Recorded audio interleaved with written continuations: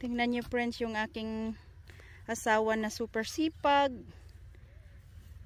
Tinatanggal niya na yung aking malunggay. So, kasi magtatanim kami ng mga puno dito sa aking malaking garden. Yan, hindi na ako dito mag-garden ng mga anong tawag niyan? Mga utanon, mga gulay. So, magtatanim kami dito. Isa pa dyan, yung medyo maliliit lang na ano. Tapos dito, magtatanim kami dyan ng pomegranate. So, diba? Inaano niya na tinutumba yung aking malunggay. Kaya ganyan pala yung dahon ng malunggay friends. Kasi diba taglamig. Ano pa lang, matatapos pa lang yung taglamig. So, hindi pa siya babalik. Kasi, ayan, ititrim ko din to. May malaking malunggay din naman kami na dito sa garden. 3 pa to. Ayan, isa. Yan. Pag pinutulan natin yan, gaganda ulit ang tubo niyan. Pag matapos tong taglamig, i-prune ko sila. Tapos may isa pa doon sa may likod ng mangga. Yan. Tapos meron pa tayo doon sa bahay, 2. O diba? Ang sipag niya mag-ano ng aking malunggay. So, okay lang. Madami naman tayong malunggay. Yan.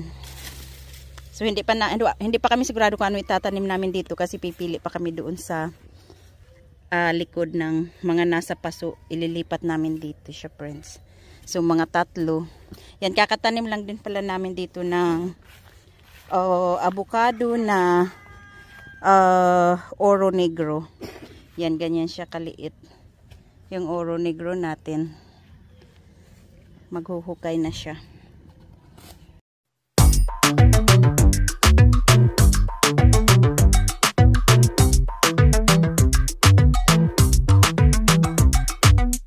Making moves like a ninja. I could play it cool like I'm winter.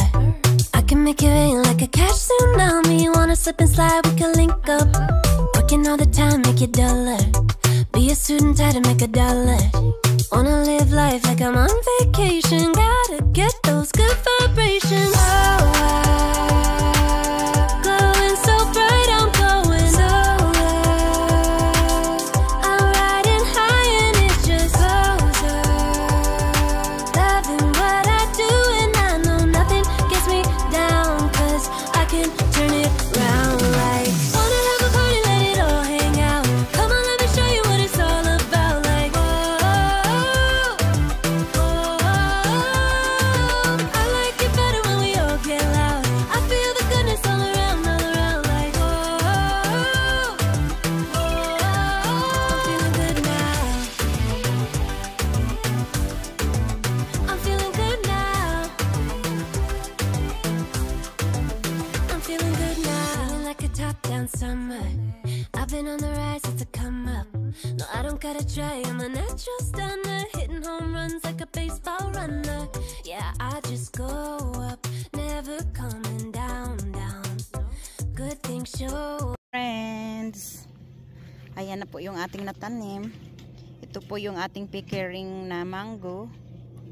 Yan, galing po yan lahat sila sa Eco Global Farm sa North Fort Myers. Tapos ito naman yung ating white sapote na hindi namin alam kung bakit nag-yellow siya. So try namin plant dyan sa ground kung magiging okay siya. Tapos ito naman ay ang achachairo. Yan, achachairo po yan. Galing din po yan sa Eco. Ayan po oh. Ayan po yung pangalan niya. Sana pagbilhan namin. Eco Global Farm Nursery. So ayan, achachairo. Tapos ito naman yung ating pomegranate. Nahulog na yung bulaklak na isa. Ayan, sa Eco din po namin to nabili friends. Dali na tabunan yung kanyang mga sanga-sanga. Ayan, anuhin lang natin. So ayan, may bulaklak na po siya friends. Ayan yung kanyang bulaklak. Yan, ayun pa. So, hindi kami nag-i-expect na makakuha kami ng bunga this year. Kasi, di ba, kakatanim lang namin sa ground. So, magkukonsentrate muna yan sa kanyang pagtubo at sa kanyang roots. And then, Ayan, pakita ko na pala. Tapos ito din yung ating bagong avocado na pinakita ko sa inyo kanina. So, yan lang po yung ating tanim today, friends. Yan, sa ground. Ganyan po itsura nila. So, okay friends, we're gonna replanted also the jackfruit. This is the banana crush. Am I right or am I right? Yeah. Banana crush jackfruit here. We're gonna plant it here because it's getting big. So we want to plant it in the ground to make it grow more bigger. So next winter, maybe even if it's kind of cold, so we feel like if the tree is big, it's hard to die, you know, in the winter, right honey? Yeah. The bigger they are, it's hard to die. That's what we think, but hopefully it's not that cold next year. Just like this year, we don't really have frost this year, so we are so lucky. It's already March, so we just gonna plant it in the ground, our jackfruit. And this is grafted. See, that is grafted. So we'll see if we're having a fruit this maybe next year. Wow. Next year, I wish. Really.